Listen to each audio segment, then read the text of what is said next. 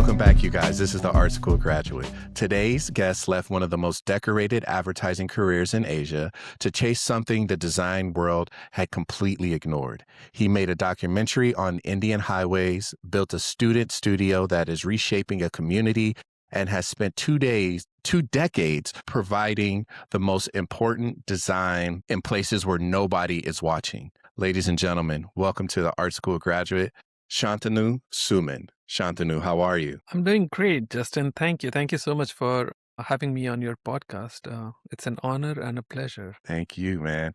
So let's start at the origin. Take us back to the beginning. You know, growing up in India, what were some of the earliest things like images, places, objects that first made you feel drawing to something visual? Yeah. Growing up in India, my introduction to making any kind of visual thing was, I would say, through a single defining moment, but more not through a single defining moment, but more through, like, I would say, a series of small experiences that, like, as I reflect back, like, I mean, it seems like it all added up.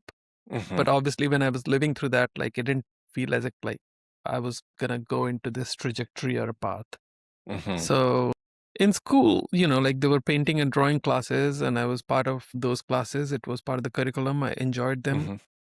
But I was probably just as good as any other kid who was in those classes. So what I personally think what made a difference was that my parents noticed my interest and they went a little out of their way to support it.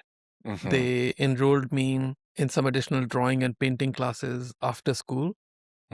And I remember one early moment when I was around 8 or 9 years old. I don't remember exactly, but I placed fourth in a painting competition where I was also the youngest participant. Back then, obviously, I mean, now when I think about it, it probably doesn't seem like a huge achievement, but obviously at that time, like, it was a big deal. But it also gave me a sense of confidence and validation at that age. It was just, okay, yeah, this is something that I can do. But at that same time, I was also drawn to more technical forms of drawing. Like, so I took this course in school. A lot of my students in India, they were taking computer classes, but they were learning MS-DOS. And I signed up for this course called engineering drawing, which was like the foundation of the 4-year engineering drawing course. It was also being taught in schools.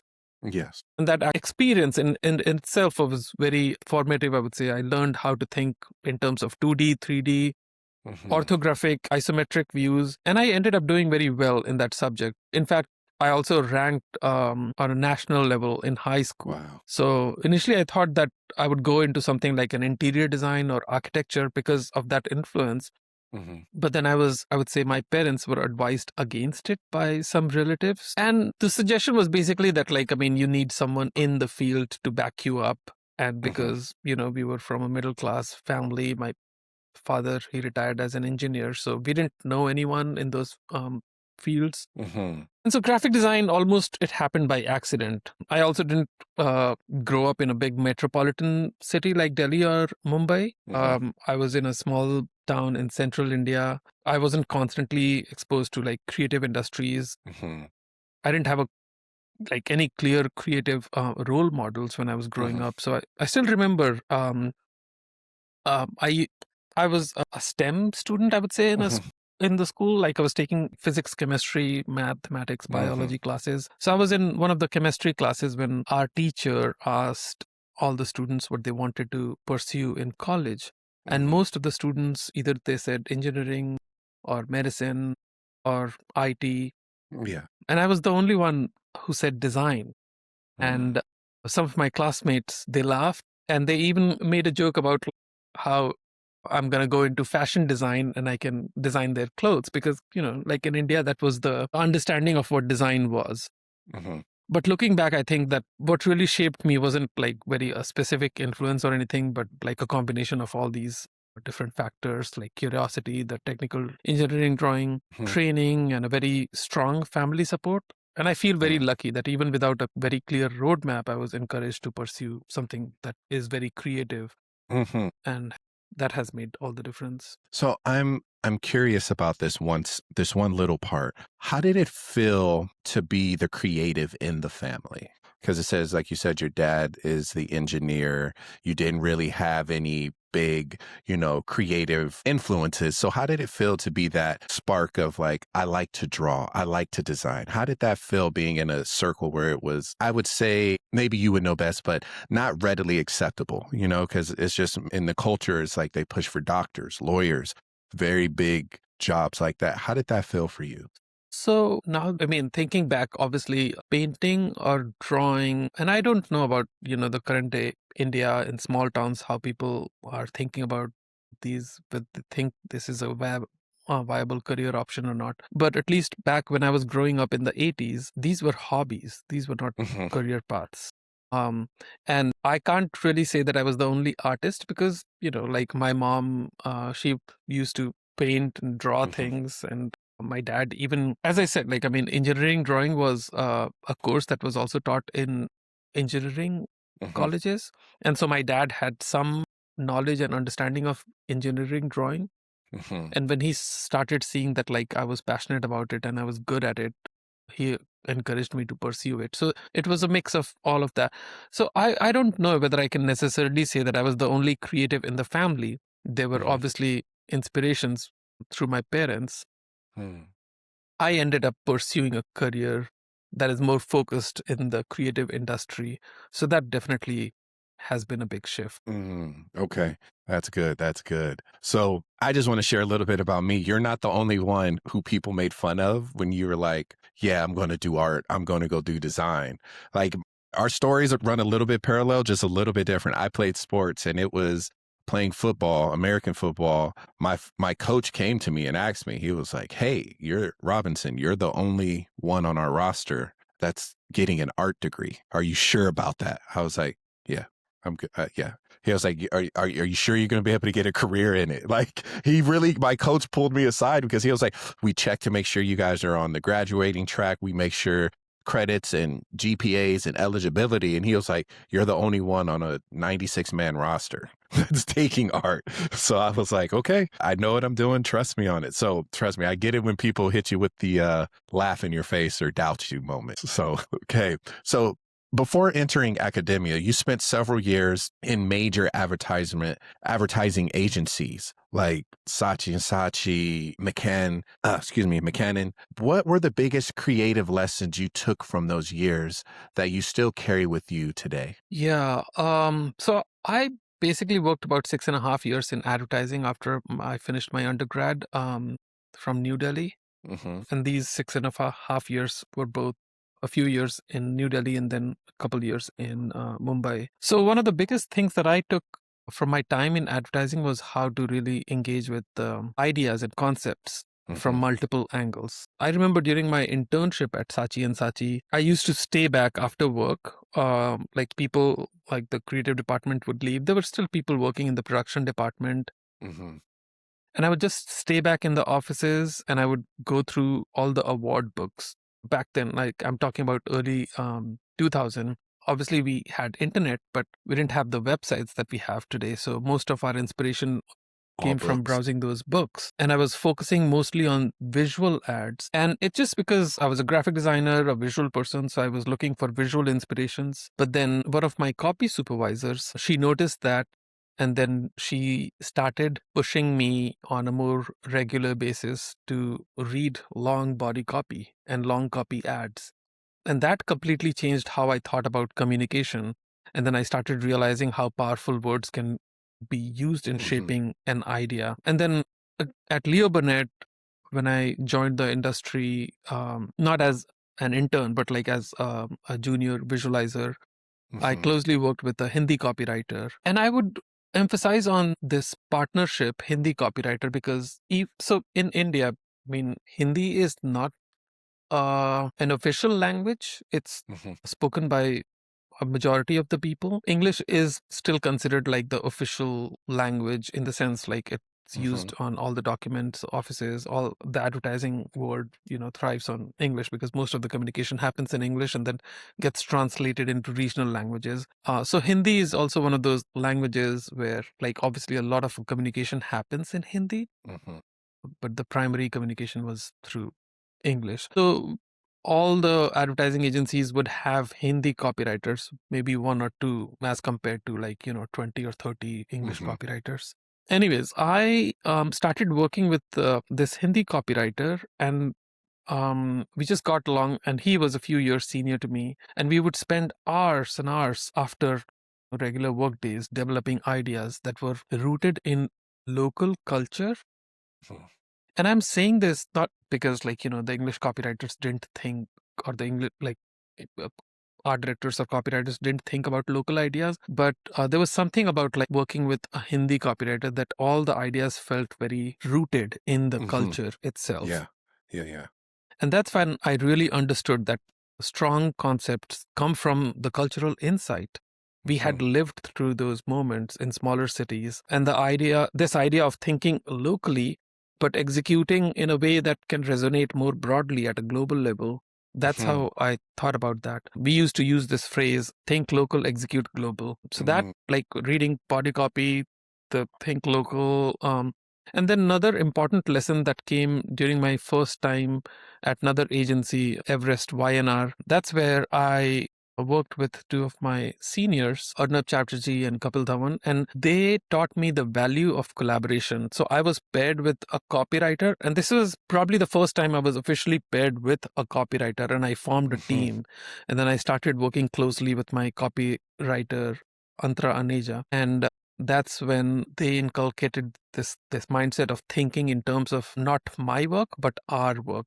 So not Hmm. using I but we.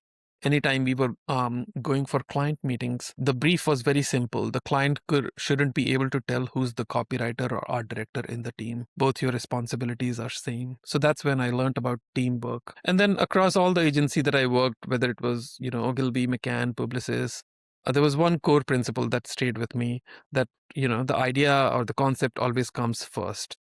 Hmm. Execution evolved with time. Like I still Hmm. talk to my students and I tell them that concept is what lasts longest. Any kind of execution or a style is trendy.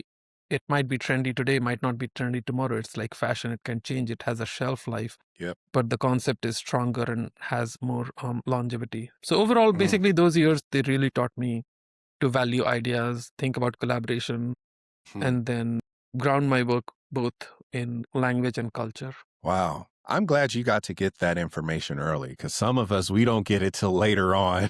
And it's kind of I would say a growth process when it comes to these steps, because it's like you've been taught one way, but you're also learning how to visually communicate across all platforms to every culture, race, and creed. So that collaboration is huge. And I'm glad you got that early. Just one more thing that I would like to add there is, when I was, year after year, when I was going through my advertising career, I did actually move through a lot of agencies. But one very conscious effort was to work with good people in Mm. advertising. I wasn't Yeah. going for bigger brand names in terms of the bigger advertising Right. agencies. It just so happened that they worked at like some of those agencies, but I was always looking to work and learn from people. And when you work with people who are very their professionalism is so strong, you always pick up on things from all Hmm. the different teams. Yeah, that's 1000% I would agree with you, because there's good and bad, and it's kind of like when you're in these places you have to sift through it, because you're going to get, it's just like when I have critiques with my students. I'm like, you're going to hear from everyone. Am I going to tell you, hey, you should listen to that, you should pay attention to that? No, you're going to have to take notes, sift it out, and figure out the gold nuggets that can actually be extremely helpful to you for your project and design. That's amazing, man. So let's talk about your education part. This one part for a second. So you, in 2010, you moved to the United States to pursue your MFA at the University of Florida. What motivated that leap, and how did studying design in a completely different cultural context reshape your perspective on the work? Yeah.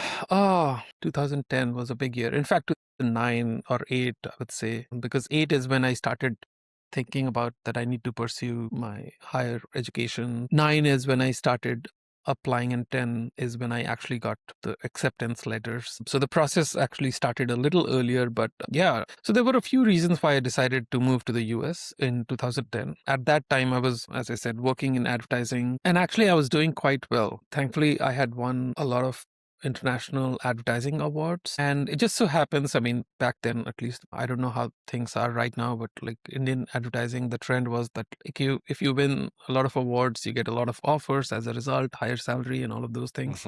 And so I obviously had a stable career, but I wasn't feeling very creatively fulfilled, I would say. The work had started to feel a bit repetitive. I had been in advertising for about 6 years at that point of time. And I didn't want to, I wasn't into making television commercials. That was a big aspect of like working in advertising. Liked print campaigns or outdoor campaigns, but even that, like working with a lot of corporate clients, there was a lot of repetition. I didn't want to keep doing it. And I had started questioning what next, or what is the larger purpose of what I was doing. So I think I was really looking for a reset. So pursuing an MFA felt like the right step. And actually, it wasn't even my idea. One of my senior colleagues, she had suggested that I should look into pursuing an MFA, and that's what I did. So it was also a risk to, like I had the opportunity to rethink my relationship with design, because at that time there were very limited opportunities for advanced design education in India. Actually, there was just one college or university that had a master's degree. So studying in the US felt like a good option, and it gave me access to like a more research driven and like, exploratory approach. But what really changed for me during my MFA was the shift in perspective. Design was like, it was no longer about execution. I started learning about how to think, question, understand context. I was exposed to more conceptual and interdisciplinary ways of working.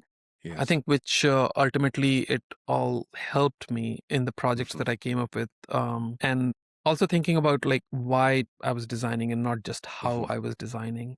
So it made me more aware of my own cultural background. I started to see it as a strength that I could bring into my work that I was creating in grad school. And so overall, the move, it basically reshaped from being an industry focused designer to someone who approaches design more critically and intentionally. And I think that's what most grad schools do. So what was the most striking differences you've noticed between design culture in India and design culture in the United States? Like, we know aesthetically it looks different, but in terms of like values and what design is supposed to do. Yeah. So disclaimer, I haven't lived in India since 2010. I've visited, but my understanding of Indian design culture comes from my early experiences growing up there, combined with reflecting on it from a distance while living and working in the United States. So one way I often frame the difference is that design, at least in both contexts, serves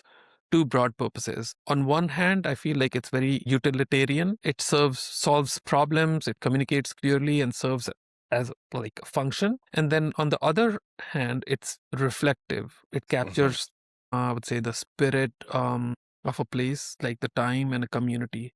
In both India and the US, I feel like these roles of design, they exist, and sometimes they can overlap beautifully. And, like, of course, the foundational principles of design, like what we teach to our students, like hierarchy, balance, gestalt principles, they are universal, like I would say, whether they were taught in India or not, but at least like there were some similar principles.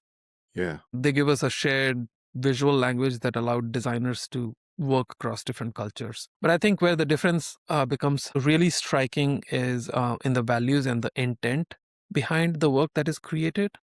So I would say in India, I mean, as I experienced design, to me, I mean, back when I experienced, and obviously when I see the design coming out of India, it's very expressive. And like I would say, it's deeply embedded in everyday life.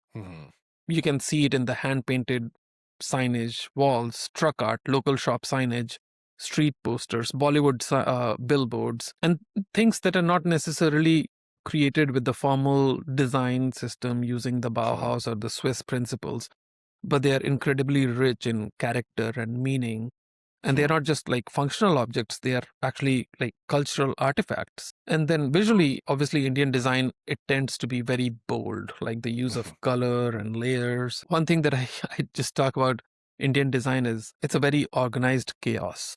It feels chaotic, but that chaos has a meaning to people who understand that chaos. And it's kind of a reflection of the society where, there are multiple voices, languages, and identities all coexist and also compete for attention at the same time. So there's less emphasis, I would say, on restraint and more on visibility, on being seen, on being heard. And that's what design in India looks like. And it's also very accessible, even without like any formal training, like going to a design schools. People can engage with it, understand it, and contribute to it. Like most of these sign painters, didn't go to design schools. They are still contributing to that culture. Whereas in contrast, in the US, design, I think, is very system driven and it's very structured. There's also a very strong emphasis on clarity, usability, efficiency. It's obviously like a form of problem solving. Yes. And a lot of this, I feel like it comes from the influence of like the Bauhaus movement, Swiss styles, prioritizing grid system, minimalism, hierarchy. So obviously visually it often feels a bit restrained. Again, restrained to me because like I have experienced design in a different culture. So design here looks a little more cleaner, more controlled, more intentional. It's expected to, like guide behaviors. We talk about like user experience, user interface design and all of that. It communicates very quickly to the point. It can also, like, because it's based on a system, we talk about scaling it. Like you design a logo that can exist on a favicon, but also exist on a billboard. So it scales across all these different systems. There's also very clear distinction between what is considered good and bad design in some cases based on like some of these established standards that we have. So if I had to simplify the difference, I would say Indian design, leans towards expression and storytelling. Not that US design doesn't have storytelling, still US, there's more inclination towards efficiency and clarity, usefulness. One embraces like density and multiplicity, and the other one is about reduction and I would say order. And, like I don't see these as opposites. They can be complementary. I mean, we live in a globalized world. It has started to like the entire international design culture and globalization has started to blur these boundaries, and we see more of these systems like thinking about in India and beyond. There's a growing appreciation for Indian design in the US. Is a melting pot. Like there's so many different cultures represented through design. There's a very funny example that's coming to my mind. Like I often compare design to food. Like, I mean, Indian design, like Indian cuisine, it's very layered, rich, it's full of spices. Again, like not to, I mean, American design can use spices too, but yes, it's more minimal, I would say. Yeah. Your culture originated the spices. So yeah, we get it. So speaking of, one of these pieces I came across was a documentary you worked on because it's spanning that culture, that visual storytelling, and it touched home on some important things that you were needing to share. So it's like your work spans Hindi typography, vernacular art, and documentary filmmaking. All of it is rooted in this visual culture that exists outside the traditional design space. So talk to us about that world and how you came up with the Horn Please. How did that come out of that? I'll have to, well, not that any of my responses have been short, but I'll have to talk. I'll take some time explaining the background of this. Yes. Because it's, like back when I worked on Horn Please, I feel like the concept, or like at least the origin of it, was very clear in my mind. But over the years, because I've lived with this project for so many years and it has evolved, I feel now I can connect all the dots. So when I was doing my research, like I realized, in 1984, there was a sociological report written about the state of French culture called Distinction. It was a social critique of the judgment of taste. So in that report, the author and sociologist Pierre Bourdieu, I think if I'm pronouncing his name correct, he writes taste classifies and it classifies the classifier. So, I Hmm. mean, when you hear that sentence, it sounds a little complicated, but the idea behind it is actually very simple. When we Hmm. say that something has good taste, whether it's art, fashion, music, or graphic design, I mean, we usually think we are making a neutral judgment. Hmm. We think that we are recognizing quality, but Bourdieu, he argues that taste is actually not neutral. What Hmm. we consider good design is shaped by our upbringing, our education, our exposure, and all the institutions surrounding us. Hmm. In other words, it reflects class and the Hmm. social class. So, if museums, design schools, and major brands, they start consistently promoting minimalist European typography as the standard Yeah. for professionalism, then we begin to believe that this is simply what good design should look like.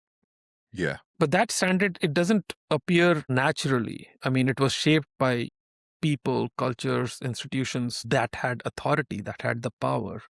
And so when we describe something as refined and elegant or like professional, we unknowingly we reinforce like these invisible hierarchies, elevating some of this visual language while on the same hand also dismissing um, others Hmm. as folk, ethnic, or kitsch.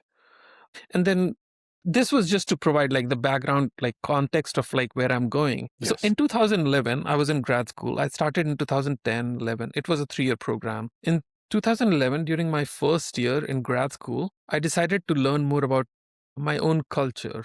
Hmm. I was very fascinated by Indian truck art. Hmm. Even before I came to the US, it's very vivid, it's handmade, it's very intricate, it's very ornate, and it covers the commercial trucks across the India. Every state might have a different looking truck art, like there could be some differences. And these trucks are not just, like used for transporting goods. These are nothing like the trucks in US. Like the Hmm. US trucks take a lot of pride in chrome finished look. Indian Yes. trucks are handmade, very ornate, hand painted with a lot of messaging. So for drivers, like they spend weeks and months away in India. They spend all this time away Hmm. from home. And so in turn, the truck in itself becomes a home away from home. It's Hmm. decorated. So they start decorating these trucks as if it was their home with poetry, with messages about devotion, culture, political imagery, humor, longing for their families, pride in the family, culture, or country. Yeah. And this aesthetic over the years, because, it wasn't represented in museums or taught in Hmm. schools, it often got labeled as kitsch or low Hmm. art or something that exists on the streets. And before going to grad school, I'd never cared or wondered about what is the word kitsch or Hmm. vernacular actually mean. And so that labeling, it kind of intrigued me because grad school was all about research and Yeah. finding out the whys. And then I started asking about who gets to decide what counts as an art and what gets labeled as Hmm. kitsch. And then I started doing my research. And then obviously I started discovering something that was a little more striking about Indian truck art itself. So I graduated from University of Florida. University of Florida had an amazing, it still does, has an amazing library system, which I think most R1 universities probably do. I never knew about interlibrary loan, that I could still sit in Gainesville, Florida, and I could have access to all these books across the country in different Oh, libraries. yeah. So once I found out about that, I started looking for articles, newspaper articles, books, journals that had any mention of Indian truck art. I found some articles, scholarly articles, I would say, that were written about the truck art, but I also realized that almost 90 to 95% of those articles were written by journalists who were from Western countries. Mm. They had visited India for a short period of time, and their understanding of the culture, based on what I read, seemed a bit limited. And then the second thing that I found was like most of these articles were focusing on Pakistani truck art, which India and Pakistan were the same country before 1947. But obviously, Pakistan, like because Pakistani truck art had been represented, I think, in 2002 in Smithsonian. And so there were a lot of articles, journalists going back to Pakistan and researching. And so there were a lot more articles about Pakistan and very little documentation about the Indian truck arts. Yes. So in 2012, I decided to go back to India, worked with a couple of friends, my friends from advertising. And then we traveled across 6 different cities in India. We interviewed a lot of people. I would say about like anywhere between 40 to 45 people. Wow. And the range of these people included painters, drivers, historians, designers, photographers, business owners, porters, and we documented this visual culture like firsthand. Yeah. And so that became the foundation of my MFA thesis and the documentary called Horn, Please. Another thing about, so again, I'm going back to this idea of kitsch and vernacular. Just to provide a little context of like how some of this work was influenced. India, as I said, India and Pakistan were the same country before 1947. That means obviously India was under the British rule for 200 years before that. So under that colonial rule, there was art education in India, but the centers, there were 4 schools that were termed as art schools. And you would think like the assumption would be the schools would be where like, in cities that were culturally rich. But actually those 4 schools were business centers. And the schools were established to teach Western ideas of painting, sculpture, perspective, and realism as the highest form of art.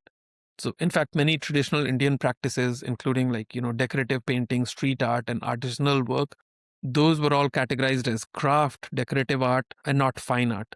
So that distinction, as I said, like any, it sounds harmless, but it creates a hierarchy, this invisible hierarchy. Yeah. Fine arts goes to the museums and crafts stays on the street in the bazaars. And that's where the term bazaar comes from. It means streets, it means the market. Fine art becomes like this intellectual thing that is taught in schools, whereas craft is very just functional based. So truck art got termed as vernacular, and the word vernacular itself it has an interesting history. It comes from the Latin word verna, which means slave born in the master's house. It carries a history of hierarchy. So it reminds us basically that language, again, it's not neutral. It carries power. How we define terms, how we keep using those over and over again. And then culture, basically, in this sense, it assigns that value. It decides what is elevated, what is preserved, what is dismissed or ignored. And so what enters museums and what stays on the streets, all of that. So again, when I use Hindi typography and my work in spaces, over the years, I've started using more of Hindi typography in my work. It was very intentional, like working with Indian vernacular aesthetics and the Devanagari script, which is the Hindi typography. It's like, as English is known as Latin script, Hindi is Devanagari script. I started doing it not because any of the clients were asking me to do that, but because just I was intrigued, I was curious, and I just wanted to explore my own culture. And I was using it in my own work. I wasn't really trying to do any client work. I was just based on my own. I was trying to question an assumption of whether Hindi typography can have that place. That questioning whether the professional design, should it only default to the Western visual grammar or the script. So that global design, questioning that it was not neutral. So I started introducing Devanagari in all of those spaces to expand the visual language. And so that for me was like taking agency over my own work. Yeah. And so, that's how I basically started using Hindi in my own work. That was little mix of what truck art and the vernacular. So what did it mean to you to document something that nobody else thought was worth documenting? Yeah, as I said, I began my research in 2011. What struck basically the absence of documentation. The art form in itself had existed for about 70 or 80 years before 2010 and 11. But there was no formal documentation. I spent a couple weeks looking at, as I said, University of Florida had a very amazing library system. It was connected to all the major libraries. I could have access to journals, books. And even with all of that access, I couldn't find a lot of mention of Indian truck art. So what I did was whatever I found was, as I mentioned, either it was written by like journalists from Western countries or mentioning a truck art of Pakistan. So that absence of documentation, it became my motivation. And it made me realize that like sometimes what we choose not to document says just as much as what we do. And in this case, like it was an entire visual culture that had existed for such a long time on the streets of India. It was embedded in our daily life, but had been overlooked. And it was like, nobody else was to blame for it. It was us. Yeah. Care enough for it to document it.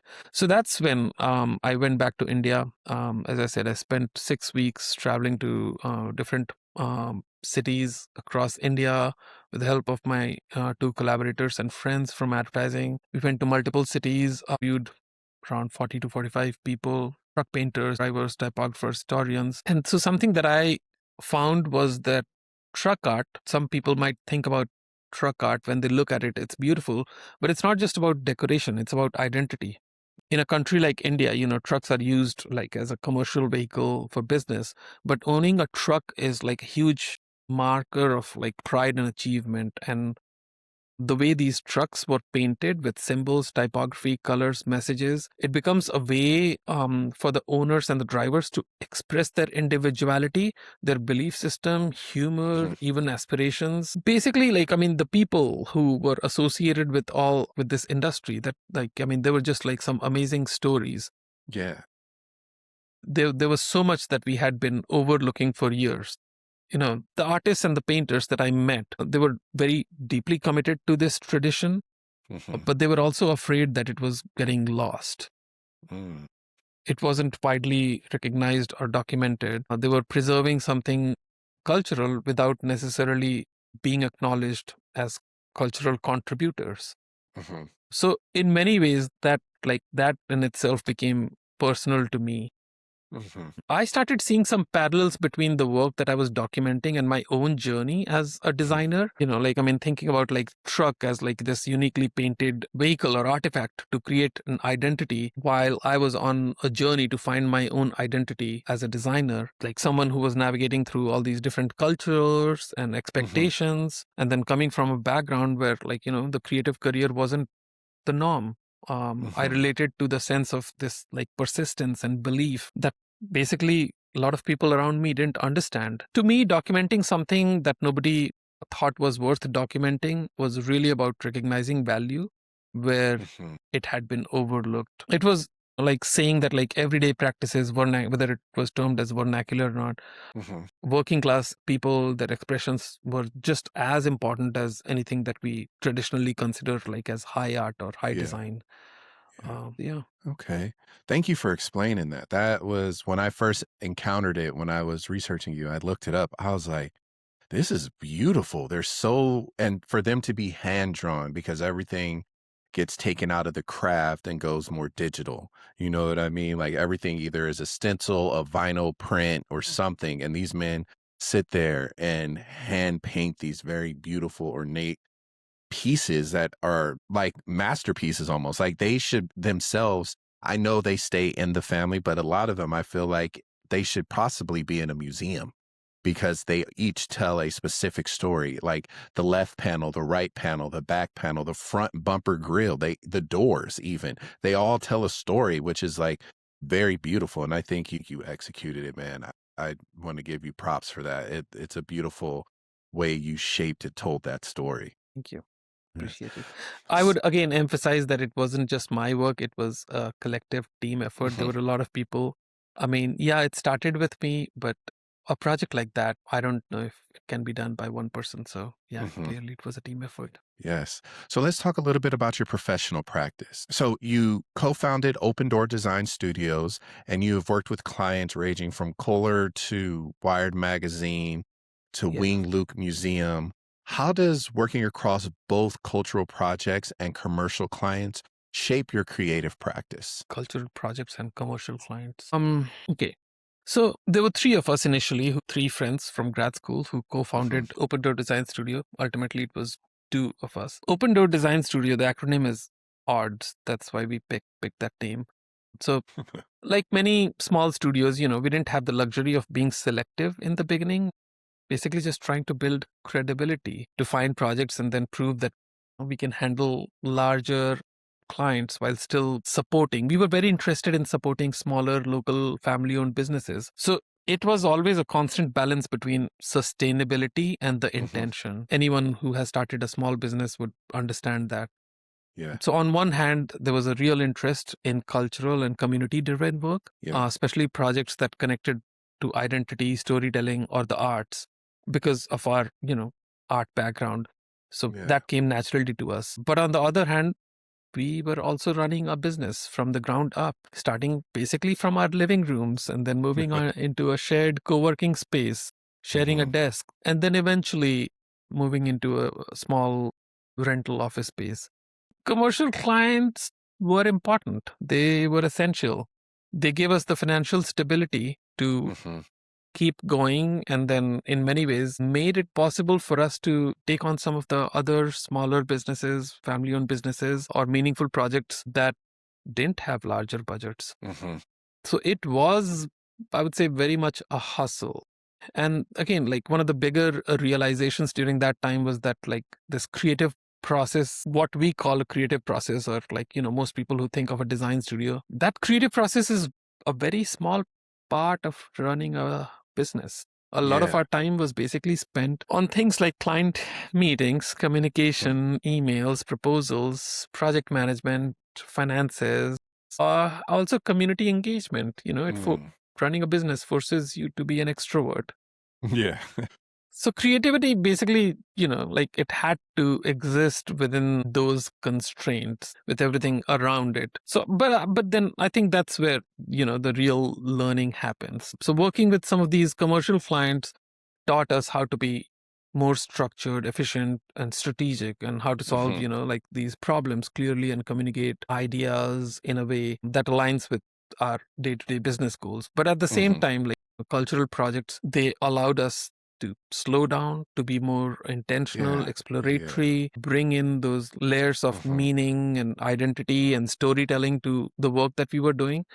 And over time, instead of like, seeing these things as like two separate worlds, we managed to merge them or combine them on some of those projects. So yeah, the discipline and the clarity from the commercial work was obviously like it strengthened some of the cultural projects, and the depth and like the sensitivity that we were learning from the cultural work, that also helped bring meaning to some of our commercial projects. So some of these opportunities to work with organizations, like Kohler. And by the way, the Kohler project was like, again, like it was a collaboration between Kohler was like, it was for, project was called Reinvent the Toilet Challenge. It was like, we were designing a toilet inside a shipping container that was participating in this international toilet fair in New Delhi.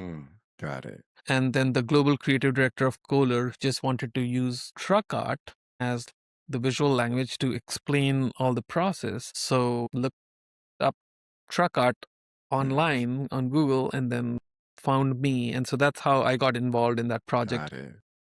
But like the toilet technology itself was developed by Caltech engineers.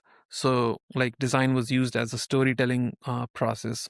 That's how that happened. And then we were fortunate to work with Wired London and then Wing Loop Museum. That came from some of the work that we developed through Kohler. So overall, working across both these spaces, they taught us how to balance all of this together. So while being in that space, did you find it more difficult to incorporate culture, like you guys' culture, or was it more of we're designing to survive? I think, in the beginning, there were definitely clients where we had to do both. Like there were clients that were like, that came to us. Even, like the clients who came to us because of like the work that was deeply involved in like cultural roots, like, they still wanted the same discipline. I mean, the money was probably not as much as some of the other clients. But then as we started developing some of this work that got recognized internationally, the culturally driven work that got recognized, that brought in, that helped us build this reputation that Yes. some of the bigger clients came to us, and then we were able to ask for a higher fee. Okay, that makes sense. Yeah. So let's take a step now into your next. Man, seems like you've had many lives to live. Now we're going into education. So, in 2016, you joined Ball State University and you founded Studio 165 Plus, a student-ran design studio where students work with real clients. And you built this with intention. Students apply, only a few are chosen, and they commit 165 plus minutes a week. Why structure it with that kind of friction? And I know we had a conversation before where we were speaking to the friction, but it's just, students are actively looking to build a portfolio. They're actively looking for work, especially a design student, because we know what the market looks like. So why did you structure it with that kind of friction for them? Yeah, and I'm glad that you explained what 165 actually means. For folks listening, they didn't get it. Like I would explain it again. It basically is like we meet on Mondays and Wednesdays, 2 days a week, and the class starts at 4 p.m. and ends at 6:45. So it's actually 165 minutes. And so 165 minutes plus, because there's always more work that needs to be done beyond that class Yep. time. So when I started Studio 165 Plus, the goal was to make it, but the goal, honestly, okay, it wasn't to make it exclusively for the sake of being exclusive. It was to create this environment, a structure that reflects the reality of basically our professional design industry or creative industry, I would say. Yeah. So the idea itself isn't entirely new. There are many programs across the country that have student-run design studios, but our intention was to bring a certain level of like rigor and accountability into this academic environment, which Yes. again, I would say that it's not new. Several other programs also try to do that and are doing it. So the word friction here, I would say, was a bit intentional. Students had to apply just like they would apply for a job or an internship. One student can get into the program for up to 3 times. Wow. And even if a student has already been in the program, they still had to reapply each semester. Nothing was guaranteed. The process helped them understand that opportunities, are earned. They are not guaranteed. And that like they have to show consistency and that like their growth matters. And so the expectations were very clear from the beginning. We basically spend the first few weeks when students are enrolled in the class, we spend the first couple weeks or a few weeks, I would say, not just on designing, but talking about our roles, responsibilities, communication, etiquette. Students, they very quickly realize that they are not just designing for themselves, because most other classes where they are the designer and the client, that's what they are doing. But here, there is an actual client. They are working for somebody else at somebody else's time or money, and they need to justify their decisions and present their ideas clearly and be accountable. Accountability becomes like a very big factor. So this 165-minute commitment, it's symbolic, but it's also practical. It reinforces the meaning that the work takes time, focus, and discipline. And I think what this structure does, it creates a kind of like a safe pressure. And I say safe because it's still within an academic setting. So it simulates the challenges of this professional world with like all these deadlines and collaborative environment. And I would say collaboration again, this is one of those fewer classes within School of Art where students have to work in a team, and working in a team for somebody who's new to this environment can be challenging. So within those environments, the students, they realize how they can still learn, they can make mistakes, and they can grow without like real world consequences. Because right now, the consequence is basically like at the worst lower grades. But if this was the real world, the price could be higher. Basically, over the years, so we started in 2017, spring of 2017, Studio 165, a semester after I joined. And then we are in our 9th year. We have worked, I would say, on over 175 different projects in these 9 years. That's amazing. Yeah, we have done a lot of work, and we have worked with a lot of community partners. And, one of the most rewarding things that like I get to hear that the experience, like they of like the experiences compared to the actual real internships in the, like when our students graduate, they are alumni. they come back and they talk about like how the Studio 165 experience actually prepared them for the real world. So again, the friction here is not meant to discourage students. It's just meant to prepare them and to like Right. elevate the standards. Okay, just because becoming a designer, it's like it's not just about creativity. As I said, like I mean, in my own professional practice, there was a lot that goes on with the creative work. It's about like Yeah. commitment, responsibility, ability to navigate all these real world Yeah. complex situations. That's what Studio 165 does for them. That's amazing. So you tell students to think of clients not as clients, but as collaborators. And most professional settings, power runs in one direction. So what broke that frame for you? As I was saying earlier, like, I mean, we are in academia, it feels like a safer environment. But, it's true that like, many professional settings, especially in traditional agency model or advertising industry, it can feel like power runs in one direction. The client defines the problem, the designer is expected to execute. But, over time, I've also been fortunate to work with clients who didn't see that way. Who approached the relationship more as a partnership. And those experiences, I would say, really shifted my perspective. So what I realized is that like, designers are not just service providers. We are obviously experts. We are bringing a very special kind of expertise into the room. And just like any other profession, whether it's like, like acting as a consultant or a strategist or an architect, designers should be part of shaping the conversation, not just responding to a need. And that's something I try to emphasize with my students. I want them to see themselves not just as students completing an assignment, but as emerging professionals who are part of a team. They are contributing through their knowledge, asking questions, helping define the direction of the project. Yes. Yeah. So we try to basically create this mindset through practice. Students work with, community partners. They are engaged in this process that starts with listening, understanding what challenges the organization is facing, doing the research, bringing in their own design perspective, and then working with the community partner to develop these solutions. But again, I recognize that like this is somewhat a bit idealistic compared to certain industry realities. Right. But as I said, within this academic environment, it gives us this unique opportunity and a safer environment where we are not driven by financial pressure in the same way. So we can prioritize process, dialogue, and on this mutual respect. So yeah, that's why I think it's important for the students to enter the profession. When they enter, they understand that they will encounter all different kinds of dynamics. So yeah, I believe that this collaborative nature, it creates a two-way exchange of knowledge.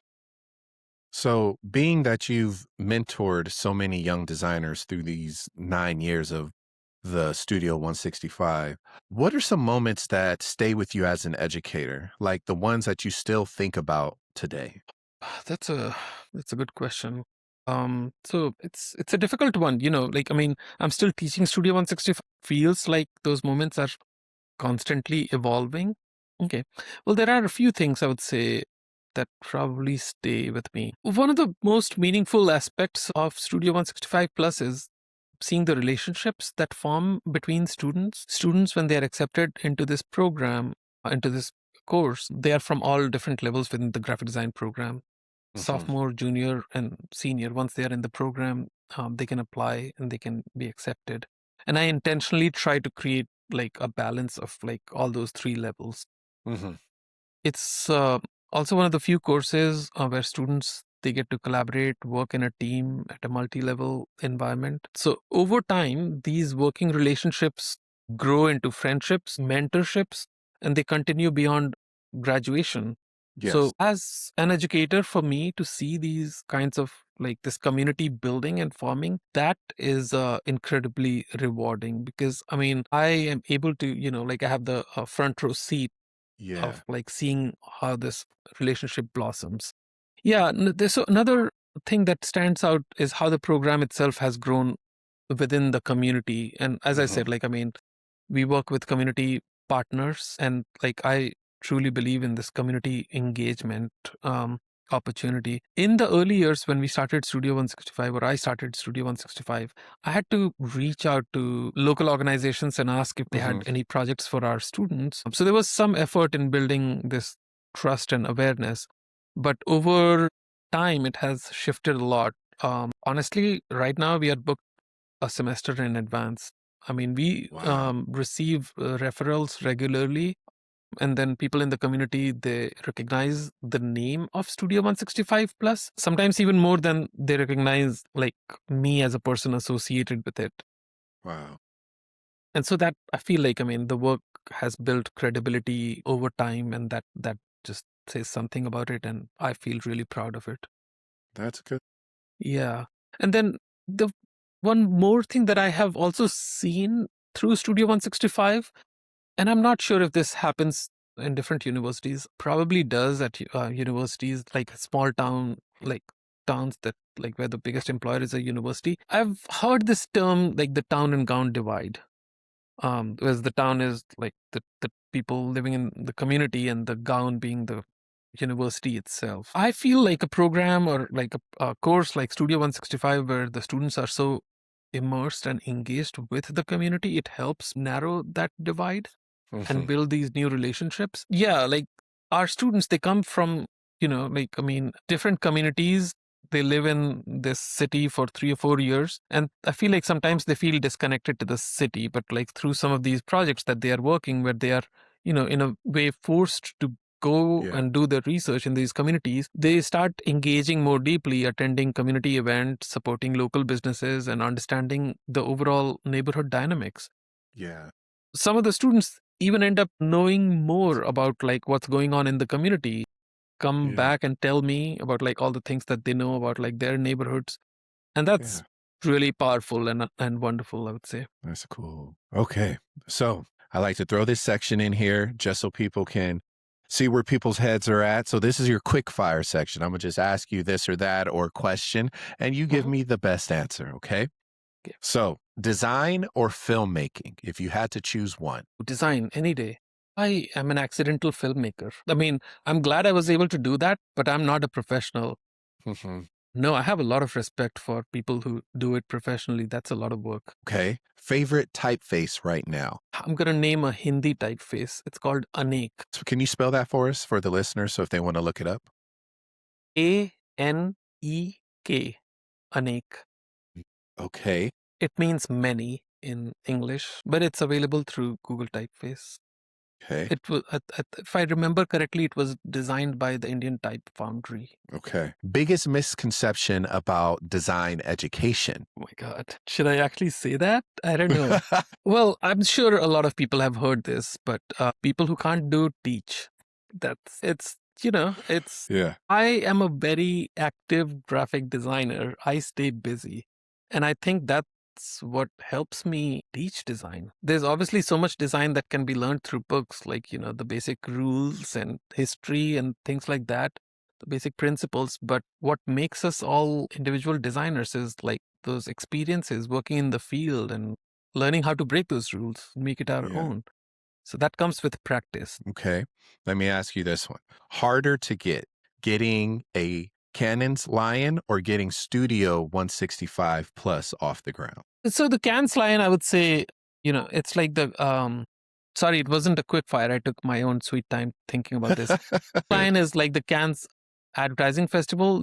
There's a Cannes Film Festival, and there's like another version of that is for advertising folks. I mean, I'm very proud of that award. Obviously, it was done in collaboration with my copy partner, but it sold, like, I mean, it was good for advertising when I did it. It was fine. But like Studio 165 was challenging. Creating something new, not new, but creating something, a course, like starting anything in academia, it takes time.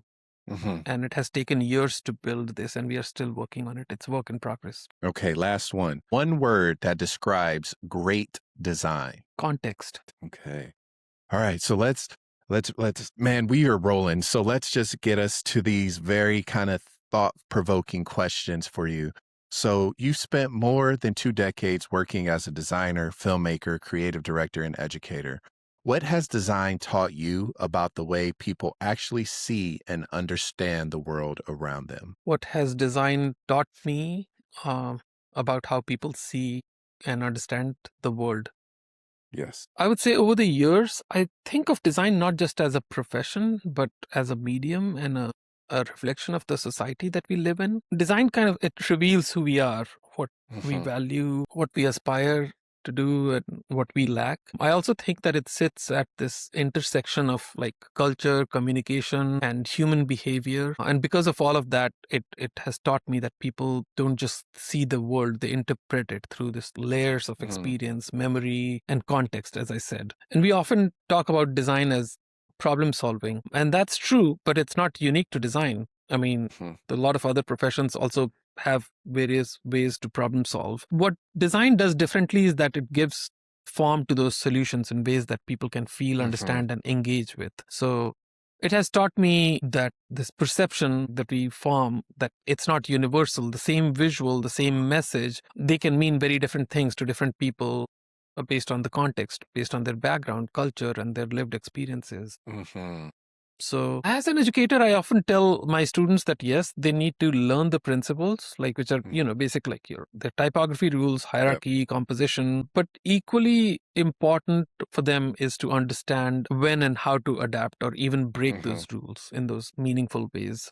Because ultimately, design is about communication, and then Hmm. communication is very deeply rooted in human experience. Hey, so I'm curious about this one for yourself. What responsibilities do you think designers carry when they put that work into these spaces? The work is entering the world and it just lives there. So, what do you think their responsibility designers carry? I don't know if there is a single definition of responsibilities. I feel like that applies to all the designers. I feel like on a more functional level, there are like some very clear responsibilities. Hmm. Like, I mean, if we had a brief, we have to understand the problem, the audience, the context, do the research, deliver something that communicates effectively. And so that's the baseline of any good design process. But beyond that, I think responsibility becomes very personal. Hmm. Design doesn't exist in isolation. It is in the public. Once it's out there, it can influence how people think, feel, behave, perceive. So designers, they are working within this larger system where there are clients, institutions, economies. And so Hmm. it's not always as simple as saying that they alone can shape all these different narratives. Yes. So I mean, what I believe is that designers, like most other people, have to make choices, and those choices are shaped by their values, their worldview, and their awareness. So for me, responsibility comes down to being conscious of those choices. So it's okay to do work for financial reasons. When we were running like a business like odds, that's what we did. But I think it's also important for designers to then ask themselves, do they really believe in what they are putting out in the world? Hmm. And if the answer is no, especially if the work could have a negative impact on people or Hmm. communities, then that's something worth pausing and then reflecting on. Because at the end of the day, you carry the work that you do. Yep. Design, it has the potential to do a lot of good. It Hmm. can strengthen communities, it can create, visibility or bring people together. But if it is approached carelessly or purely based on self-interest, it can also exclude, misrepresent, or even harm communities. Hmm. So I don't see, again, like, when it comes to responsibilities, I don't see responsibility as this like strict rule book for more of, but it's like more of an awareness. Hmm. Like people have to find a balance between their professional obligation and their Yep. personal ethics. Yeah. Okay. Design, I feel like it's a privilege. Yeah. Being a designer is a privilege, and it comes with responsibility, being thoughtful about the impact that we create in this world. Shantanu, we have been rolling just a few more questions. We're going to touch a little bit now on your legacy. What kind of ripple effect do you hope your influence will have on the future of design? You've lived many different lives. You've traveled and seen things most designers will not be able to see. But you also are intentional about giving back with your students, with your Horn Please, forgive me, a documentary. So what do you What kind of effect do you hope your influence will have on the future of design? My influence. I don't know if I think of myself as someone who will have a, large, like defining influence on the future of design or the people. And honestly, I'm okay with it. I feel like I'm very grateful for every opportunity that I got along the way while, like, exploring my own creative journey and being in these different cities and countries and continents. I would say early in my career, when I was in advertising, one of my seniors, he advised me or he told me something that stayed with me. And I have heard it in, like, in America as well, people telling each other, or at least seniors telling their juniors, to be a sponge and to absorb everything. And I took that very seriously, like when I heard that in the beginning. I worked with different people in different agencies with different styles. Yeah. And I tried not to be afraid of those new environments. I was Hmm. able to take risks. So I think that mindset is what kind of eventually gave me this confidence to take bigger risks, like Hmm. moving to the US. I am the first person in my family, any relatives, to move outside the country. Wow. Nobody had even traveled outside India. Wow. So that was a big, when I say risks, like, yeah, I mean, I remember when I was like trying to learn about like design programs in the US, I didn't really have a lot of people to talk to or Hmm. understand what to expect in this new country culture. Hmm. So everything was new. So again, like, I mean, I would encourage younger designers basically to stay curious and then be open and willing to take risks, Hmm. especially when the path is not very clearly defined. Based on my experience, that's what I can say. But also, when I think about Horn Please as a project itself, I have seen some of the impact that was created through that project. I have heard from younger designers of Indian origin, Hmm. both in India but also like studying in the US, Yeah. especially from smaller towns in India, who felt encouraged to pursue design, like looking at my Wow. journey where I am, to take their like cultural background and then take it as seriously and as a source of inspiration. And so I feel like that's very meaningful to me because I come from a similar context, even at Ball State University, where I currently teach. On a regular basis, when I meet parents, first gen students, like Hmm. where like they are the first ones to go to college, have no experience or understanding. And the first question is like, I mean, what kind of career opportunities will Yep. my kid have after graduation? I feel like, I mean, I can just tell them my story and explain that Hmm. if I, coming from a small town in India, can do this, your kid has a lot better prospects and opportunities than I do. Right. So yeah, like, I mean, that's definitely, I've seen that impact. And one more thing that I would say here, and this is again like going back to that point about like talking to younger designers Hmm. from India or of Indian origin, something that I have encouraged younger designers is to document their culture, like in Hmm. this case, like, my own culture. Because as I said, like, I mean, when we made Horn Please, there was no proper documentation. Hmm. And I remember being on this panel discussion with Cheryl Miller. She's like Hmm. a professor of design. She spoke about the importance for designers to like from underrepresented communities to become writers and historians Right. and then write about their own work, because if we don't document these stories, someone else might overlook or misrepresent us. Yep. So that stayed with me. And I feel like I like to pass it on to other. I'm not, like I'm not a born like writer. My comfort zone is design. Hmm. But I've started thinking about like writing or at least talking about my work, which I've been doing for a year, like for years. But now I encourage students to do that as well. Hmm. So obviously, I have seen a lot of students and younger designers.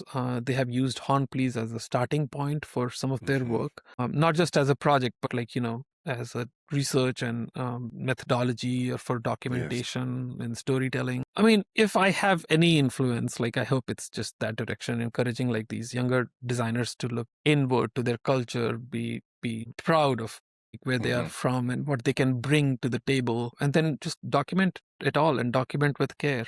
design is like, again, not just about like making things. It's also about like preserving all of this knowledge and contributing to this like larger cultural memory, if we can say. Yeah. And lastly, what is something you would tell your younger self, knowing everything you've gone through, your ups and downs, and the successes, your wins, your losses? What would you tell your younger self? I have thought about that question a lot of times. I honestly don't know if I have a good answer for that. I don't really have any regrets for what I have done so far. I've said this earlier. I'm actually very thankful for where I am and what I've been able to achieve. Say, like, when I think about that question, well, actually, maybe I can put it in a different way. I spent a lot of time, well, it was actually just 6.5 or 7 years in advertising. It felt like a long time. But I spent a lot of time working. I still do Yeah. work a lot. But I value a lot that I gained from my advertising days. But I wish I could tell my younger self to take a break, explore, travel. But again, as I said, I don't have any regrets. I feel like I've done a lot of that traveling myself. hmm Sometimes when I think of that question, I think of it as like something that I regret. But as I said, there are no regrets. I've been very That's fortunate, good. very thankful for the community, like, the community of people that I was part of, like in India, hmm community that adopted me or welcomed me in this Muncie community, at this Ball State community, this international community. I have been very fortunate, along the way. That's amazing. Well, you guys, thank you so much for listening to our podcast. My name is Justin Robinson. I have the man who has lived many lives, creative lives, and he is still creating and still forging forward through academia and helping more students. The great, the talented. You guys should definitely check him out. Shantanu Suman, and this is the Art School Graduate Podcast. We'll catch you guys later. Peace. Thank you so much, Justin. Have a wonderful day.